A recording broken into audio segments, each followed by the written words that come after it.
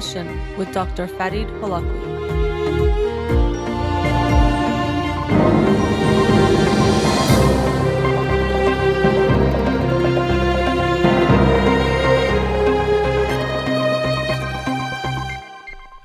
Good evening. Welcome to In Session. I'm your host, Dr. Farid Holakouee, and I'll be with you for the next hour here on Radio Hamra.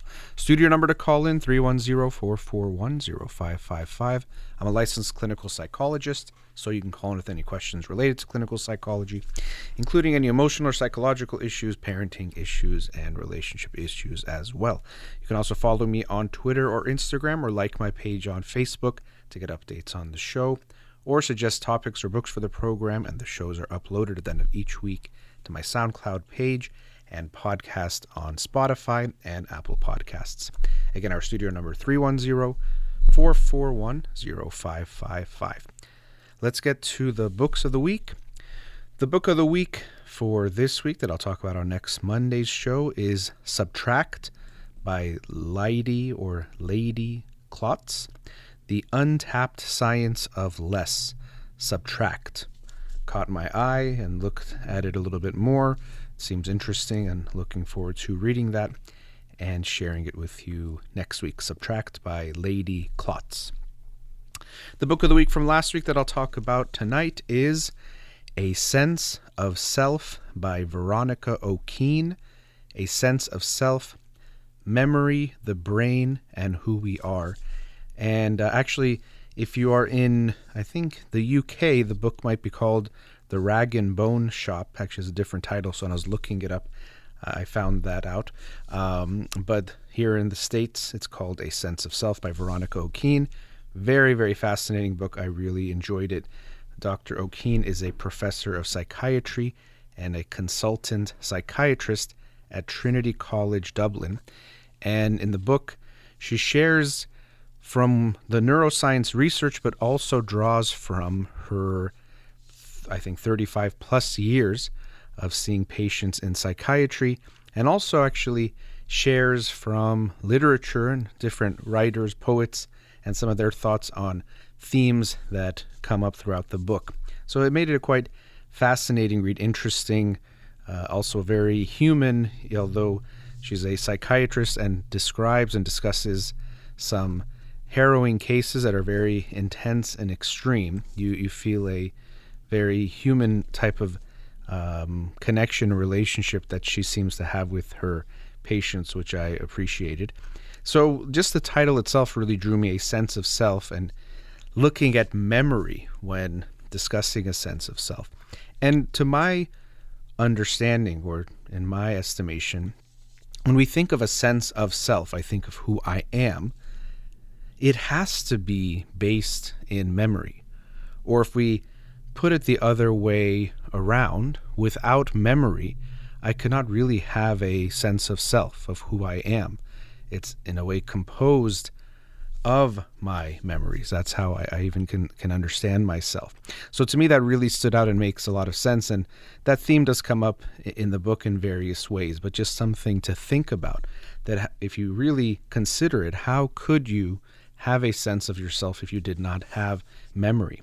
And as she also explains in the book in discussing some of her patients, although we take it for granted, this sense of self that we have, not everyone has a sense of self. And some people with severe mental illnesses, such as schizophrenia, and some people with schizophrenia might not even feel like they are themselves or have a sense of who they are. So as often is the case, many things that we take for granted or we don't notice become more apparent, or we can feel grateful when we recognize that not everyone has that experience that we didn't even realize was something we could not have until we see some people who might not actually have that benefit of that experience. So the first part of the book gets into some of the neuroscience of memory and understanding who we are, and how memories are made. I like that she talked about the brain-mind divide, which I find a little bit complex, or it's made complex when it maybe is not that complex, when people think of the mind as something different from the brain, one way of looking at it is the mind is the experience of having a brain. But often we have these abstract or mythical, religious, spiritual explanations for things, not necessarily because they are that, but it often means we just don't understand it yet. So, for example, a feeling of love is an incredible feeling, and it can make you feel this amazing thing that it makes us think it's something spiritual or has to be from God. And this is not saying it can't be from God in some other way if you have that religious belief, but that it could be created in the brain, that experience. And when we understand the brain more, as neuroscience and related fields has uncovered in recent decades, we can see how this develops in the brain or how it is expressed in the brain. Now, this is what creates the issues when we're trying to understand consciousness, that we have to think of what is the problem or what are we trying to explain. So here we have this problem of what does it mean to experience something and how do you define it? But as far as seeing it in the brain, we can understand it. It doesn't have to be something that happens outside of the brain. So some philosophers and people throughout history, and even still, hold this notion that there is a brain, but there's parts of human experience, maybe you call it the soul or you call it other things, that have to be happening outside of the brain because we can't explain it. But often I think it's this that we don't know yet, or at that time we didn't know. But as we advance in science, we can understand these things better. And at the same time, to me, this doesn't take away from the experiences. Some people think that if you do this kind of a reductive exploration, let's say, as I said, love, let's say maternal love, that it takes away something from that. And I don't think that has to be the case. Even actually yesterday, I saw my cousin's baby, Colette, who was incredibly cute. And I was actually, because I was reading this book and getting close to the end of it and looking at her, I was thinking, there's probably some kind of an explanation of why she is so cute to me, why she brings these feelings in me. We have parental type of instincts. We have instincts or desires to take care of things that are smaller or that look helpless. And there's certain proportions, having a larger head and larger eyes, that bring up this feeling of being younger and needing help more.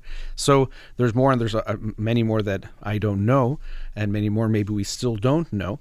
But even in knowing that this was happening in my brain, and even some parts of evolution could help explain it, to me didn't take away from my experience of enjoying her and how cute she was and how she made me feel in that way of interacting with her or just seeing her. So to me, it doesn't actually have to take away from it the more we understand these things. I think for some people, the sense that, well, it's no longer mystical because if you feel like it's something spiritual, whatever that means to you, or something bigger than humans or bigger than biology, that's what makes it special. And now if we bring it down to just experience or bring it down to biological explanations, it takes away from it. To me, I don't actually experience it in that way. I think when we understand it, you're in an intellectual space, and that takes away from the experience. If every time you hugged your loved one, all you do is describe the oxytocin and different neurotransmitters being released, that's a way of intellectualizing and escaping the experience in that moment. But understanding these things, I think, is actually really good and wonderful. But then when you experience them, yes, I think it can be important to stay in that experience and enjoy, the beauty of whatever it is you experience. So she does touch on that very briefly, definitely more briefly than I touched on it right now. And then also gets into these different aspects of memory, the parts of the brain that are very important. For example, the hippocampus, which helps integrate sensory memory. She also talks, and even biographical memory in a way, the senses and how we experience them, which sensing she puts at very much the center of memory, in the sense that, no pun intended, that what we're doing when we have memory of anything is it's really if you want to call it a snapshot, although it's more alive than that to think it's frozen in that way, but of an experience of all of your senses, from the five senses, which includes touch, that also includes the internal touch, so the exteroceptive and the interoceptive touch that we can have, or experience of that sensation. Really, it's all of that all together that can get encoded as a memory. So senses are very much at the center of our memory experience, which I think definitely makes sense. And memory itself is something that we often think of as I even said snapshot, or some kind of a recording, but really it's none of those things. Anytime we remember something, it's a reconstructive process, and even just constantly our memories are changing. And it's a far cry from what even not that long ago people thought was an explanation of memory as some kind of a filing cabinet. So people will sometimes still think that the way we remember is you say, okay, remember this time, 3 weeks ago this happened. And it's as if we go into our brain, find the file of 3 weeks ago, pull it out, and then the whole memory of that experience is there. But this is not what is happening in our brains, and this is not at all explain memory. There is no filing cabinet, and there is no sense that we have this true memory of what happened that we could describe and say is definitely the truth, that I know what happened because I have it in a memory. So it's not a recording. I've heard even people say in different types of, less now, but reading it in books even, of their idea of memory, that everything you've ever experienced is recorded and you can access it and bring it out. So from your 5th birthday, you could, if you thought hard enough or through hypnosis or some process, get to that memory and bring it out faithfully and remember exactly what happened and experience, and it would be very true. And this is not at all our understanding of how memory works now. It is not something that you can just necessarily conjure up in that way, or that is hidden and can faithfully express something that happened however long ago, even more recently than that. One thing that this reminds me of is experience of family therapy and also couples therapy, where if I'm working with a couple and they're going to tell me about an argument they had last week, and so really I always know I'm going to have to let them both share the story of this argument. And I even tell them it's not because either one of them is lying or I think they're intentionally lying, but our experiences and our memory of the events will be different without trying, just because we are two different people.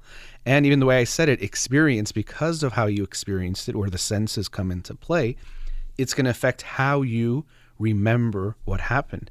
And sometimes it's quite fascinating. Someone will share the story, this happened and this happened, I said this, she said this, and all that. And the other person's like, what are you talking about? And then they'll say the same story, and they'll say, no, you did this first, then I did that.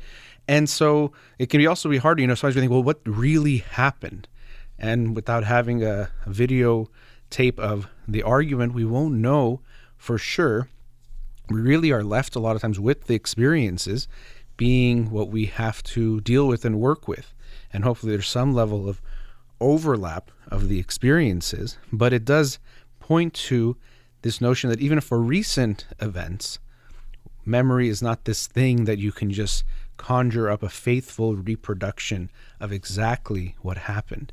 Really what you're doing is you're trying to bring up or see if what can be triggered is your experience of it, but then also throughout time, by bringing it up, for sure we know that changes the memory, but even as you change and evolve and as time goes on, we know that your memory of experiences is going to change.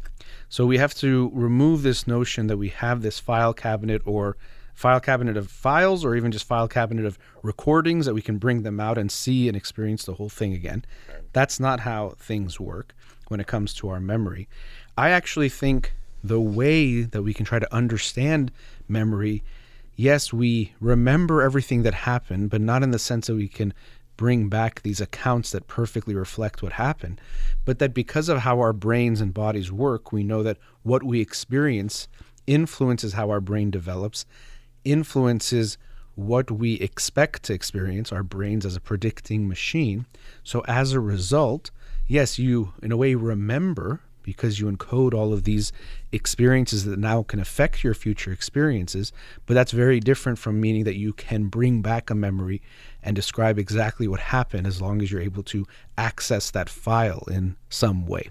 So I'm going to continue discussion after the break on A Sense of Self by Veronica O'Keeffe. We'll be right back. Welcome back, continuing the discussion on the book A Sense of Self by Veronica O'Keeffe. And I was talking about the fidelity of memory, or the truth or reliability of memory, and there's so much evidence showing that it is not as reliable as we might think. Now, of course, even having this conversation, we can say it's amazing what we can remember still, or what we're able to do with memory.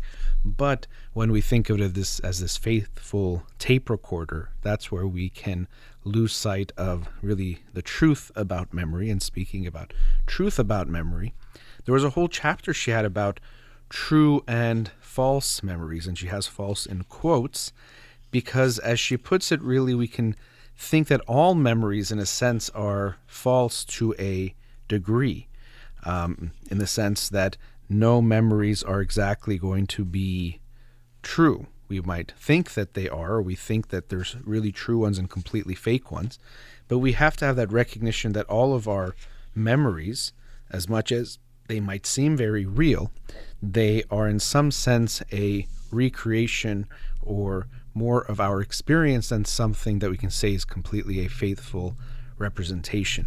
So I thought it was interesting, that perspective of recognizing that about memory, that it isn't something that is going to be blanketly true or false, but that all of our experiences in a way and all the things we remember are in some ways false to a degree, because it's something that is experienced in our way, but then also evolves over time as well. And related to that, as I mentioned, she shares some case studies in her over 30 years work as a psychiatrist with different patients. And there's this case of Edith, who we can be assured it's not her actual name, but Edith is experiencing postpartum psychosis. So this is when a mother, after giving birth, experiences psychotic symptoms, hallucinations, or delusions, or delusions. And it's actually more common than you might think. I heard her speaking, and I believe the statistic she gave was 1 in 200 live births can result in postpartum psychosis, which is more than I realized. I maybe had seen that number before, but it didn't really strike me like it did when I heard her speaking about it, because as I heard her describe, oftentimes and very naturally, and that she's good, mothers, as all of us in different conditions that we're in, we're told of all sorts of risks. This can happen. And oftentimes we're told of risks that are probably less than a 1 in 200 chance as a possible complication or something we have to think about or be concerned about can develop. But I think postpartum psychosis, because we do have this huge stigma when it comes to psychosis of having a hallucination or delusion, let's say hearing voices that are not part of the shared reality, or feeling something or smelling something that is not part of shared reality, or having a belief that you're experiencing something that is very much not real, like the FBI is after you or something like that.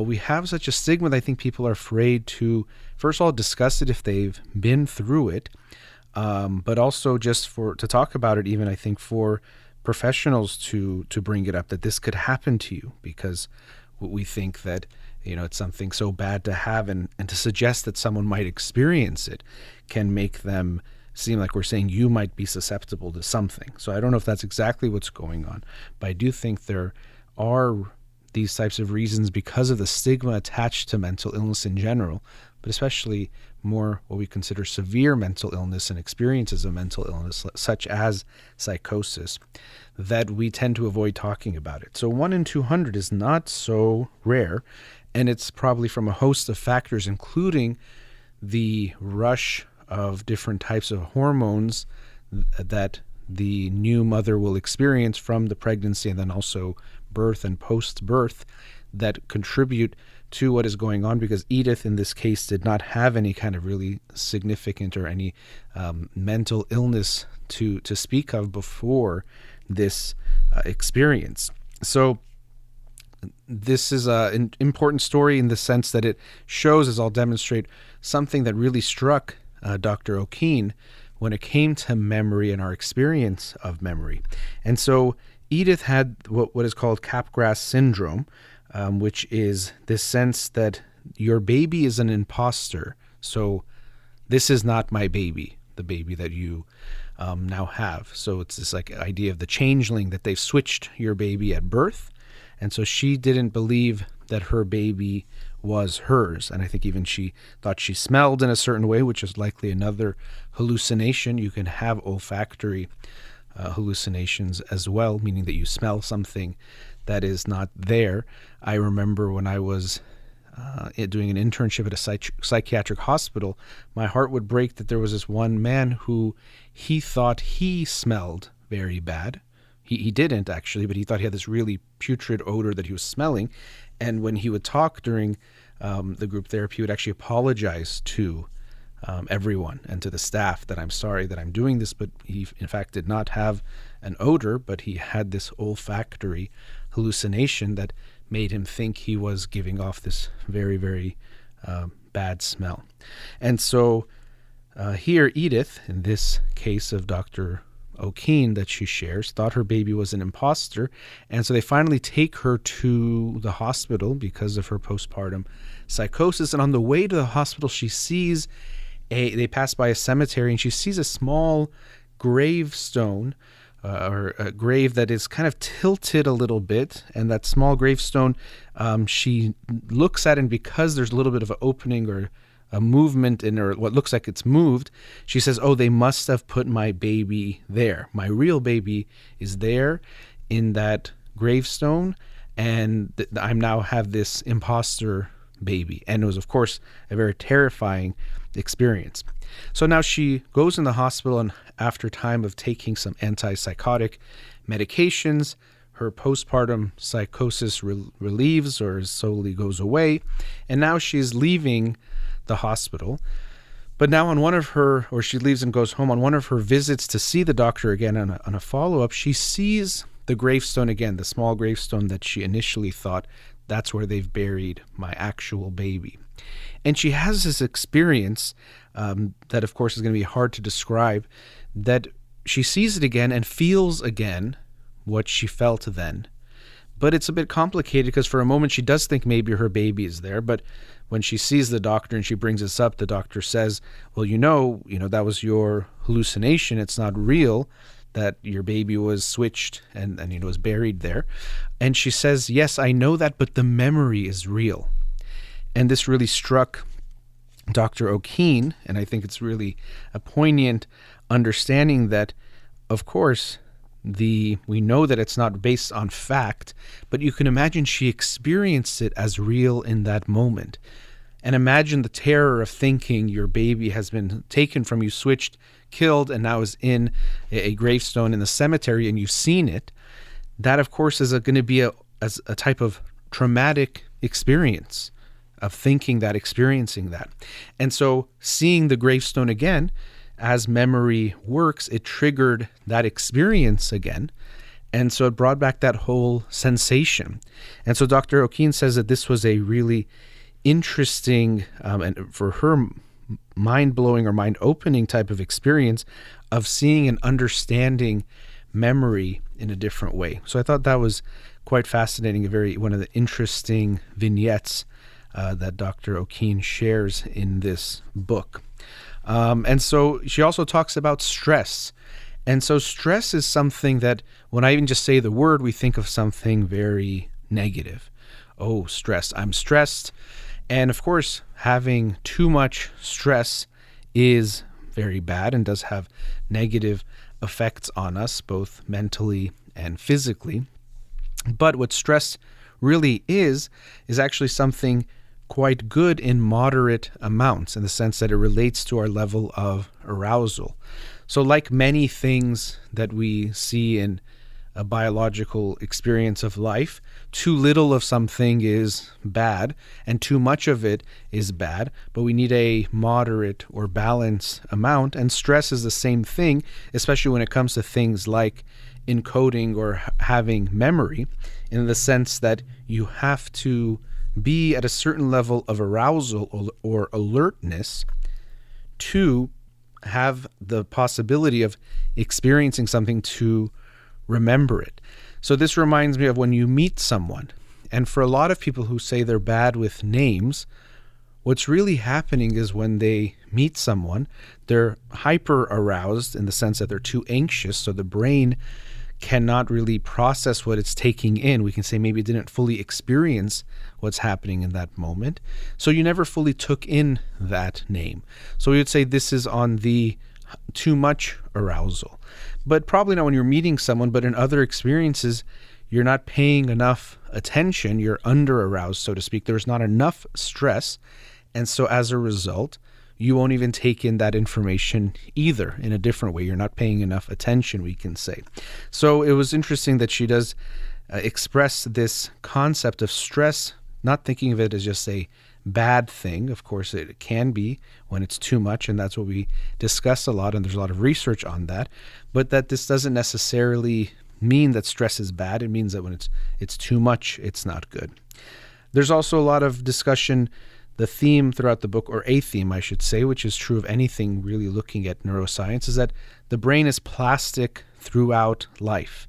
And there's changes that take place in the brain that will, or are experiences that affect our brains and how we experience life and experience different things.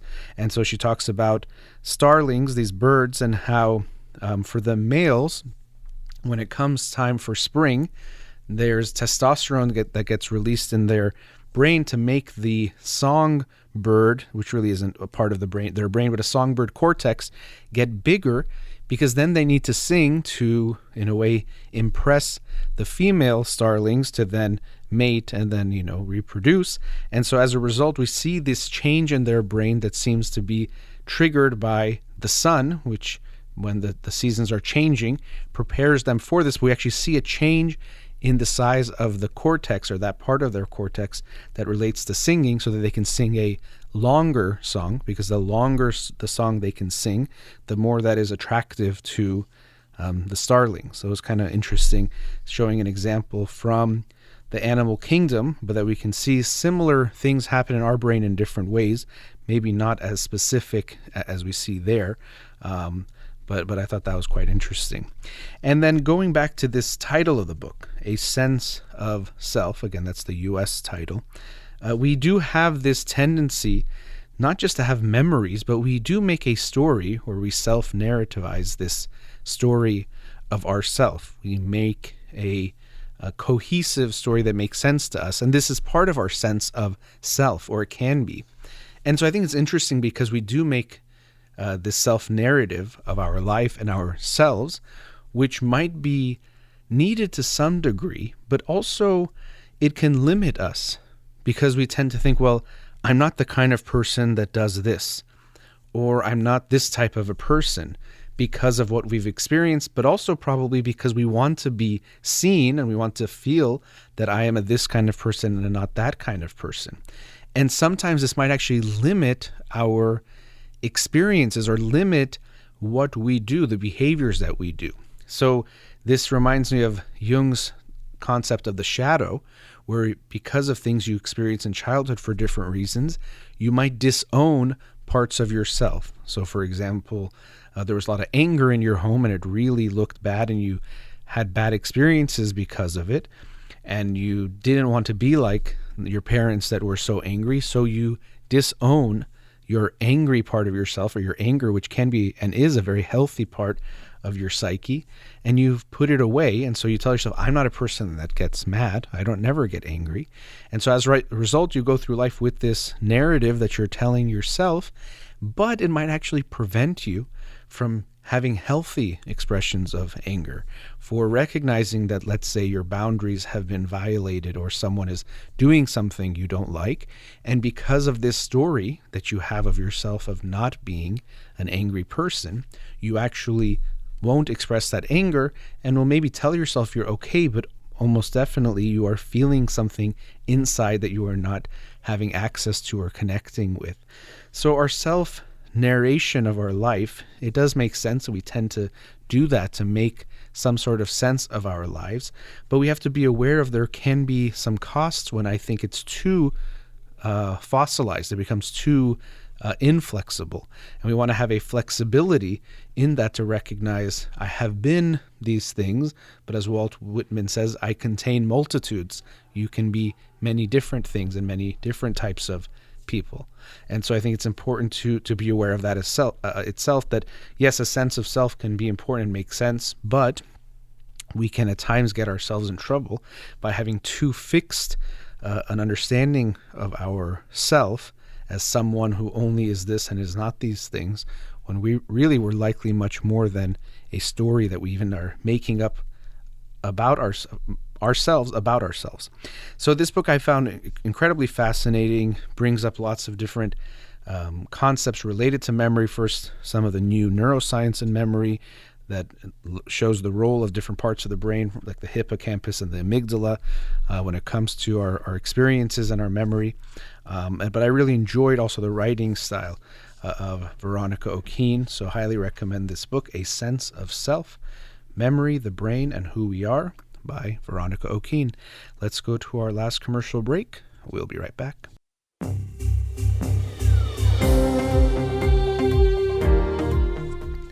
Welcome back.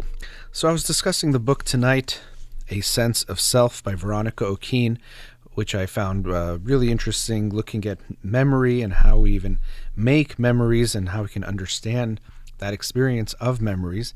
And I wanted to share something, an experience I had while reading the book, which relates to some of the concepts she brought up, or some ideas she brought up about how, as I mentioned earlier, we stigmatize mental illness so severely in all forms, but especially when it comes to the more severe experiences of psychosis, when someone hears voices or someone thinks they saw something that wasn't there, hallucinations or delusions. They think something like Capgras syndrome, where they imagine their baby was switched at birth. And we are so judgmental of these people, and we use words like crazy and psycho and various different words to use them, and we very much dehumanize them. We see them as not human, as less than. And throughout your life, it's very possible you will experience a full-blown psychosis. Well, I shouldn't say very likely, but a few percent of the population likely will. But even still, we all have had beliefs even. I would challenge you to really look at your life and not see, even probably now you have some, but some thoughts that we probably could say border on delusion, at least if not our full-blown delusion. I can look at my own life and sometimes remember feelings I had in a moment that probably, if really looked at closely, would be delusional. And I'm going to share an experience I had actually while reading this book. But I used to think about this when I was at the psychiatric hospital doing that internship I did in grad school. And I'm very grateful that I did it, because I got to see on a regular basis individuals who are experiencing the more severe of mental illnesses.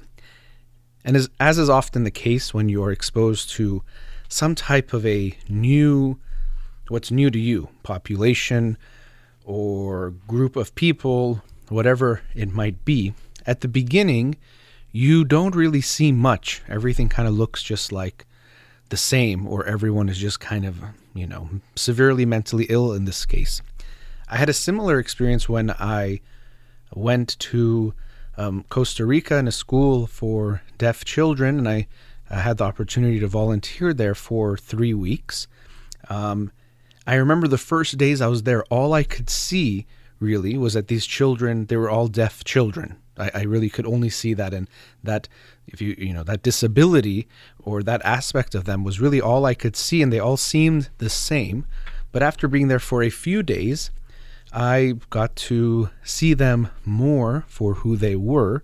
Oh, this is a kid who likes to be a little bit sneaky and, jokes around. This was the one that's a little more quiet and wants me to come, maybe give her a little bit of more direct attention. This one really likes to play.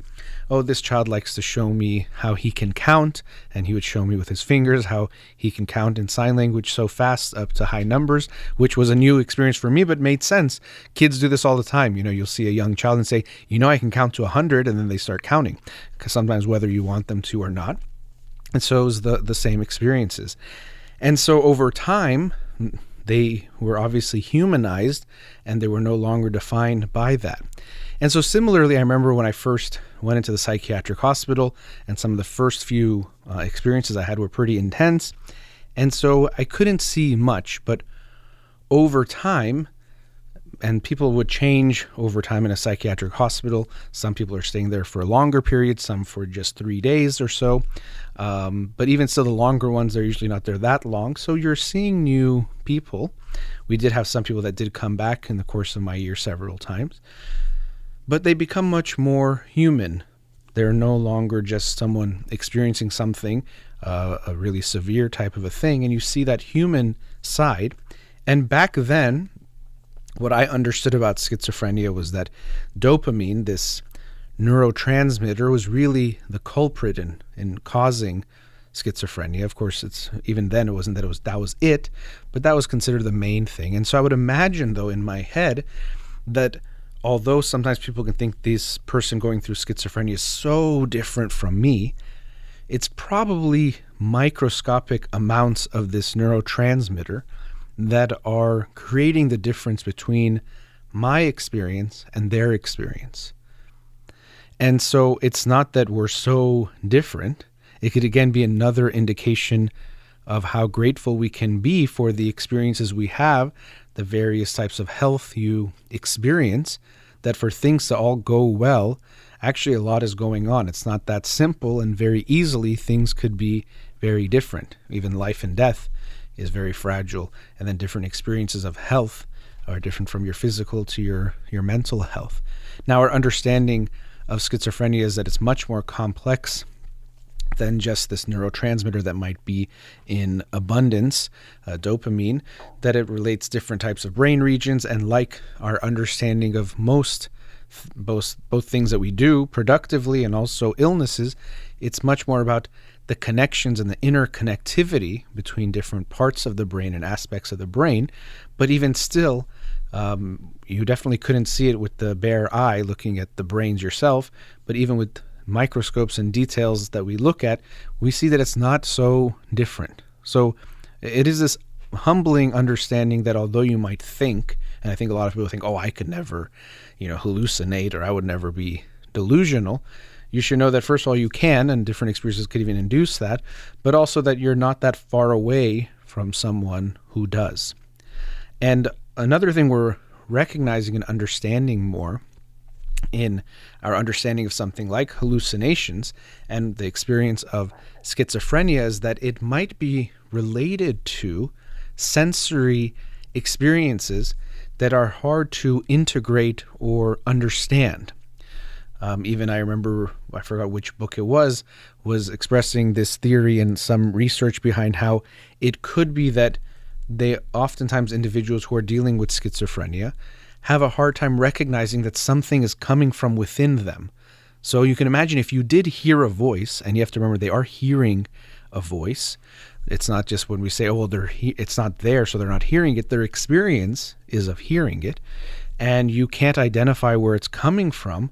You might think, well, maybe it's those two people over there throwing their voice to me, or, they implanted a chip in my head, or someone is talking to me, or God is talking to me, or the devil is talking to me.